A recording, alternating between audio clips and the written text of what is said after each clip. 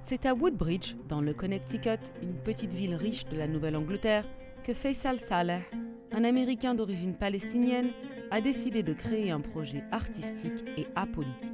Nous voulons montrer que les Palestiniens sont des êtres humains comme les autres et qu'ils sont capables aussi d'agir en tant que tels et créer de l'art.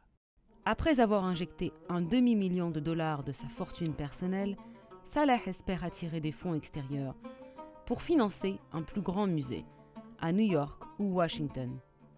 Au moins 2 pays du Moyen-Orient auraient déjà offert leur aide. Les photos et tableaux, tous créés par des Palestiniens ou représentatifs de la vie palestinienne, sont groupés par thème.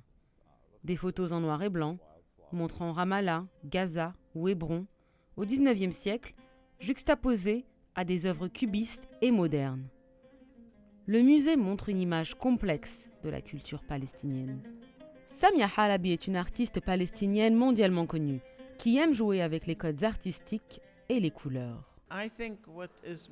Le point le plus important de ce lieu et de cet événement est qu'ils existent, que la Palestine en exil a trouvé un endroit ici.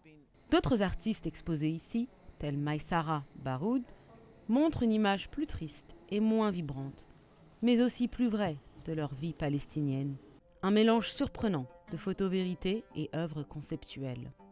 Le créateur du premier musée d'art palestinien aux États-Unis, Faisal Saleh, un businessman du Connecticut d'origine palestinienne, veut un projet apolitique qui transcende toutes les différences. Mais il veut aussi s'assurer que les visiteurs sachent bien qu'il est palestinien, comme les autres artistes exposés ici, mis à part une Française que nous avons trouvée sur place.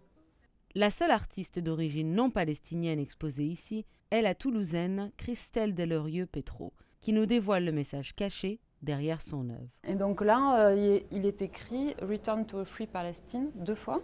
Là, j'ai laissé volontairement beaucoup de blanc pour donner une forme éclatée. C'est un clin d'œil à la carte de la Palestine. Et pour certains, ce musée est un peu comme une maison permanente aux États-Unis, du moins pour leurs souvenirs palestiniens.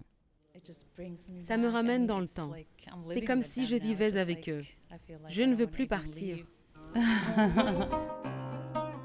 Mounira Almoud, Ivankat News, Woodbridge, Connecticut.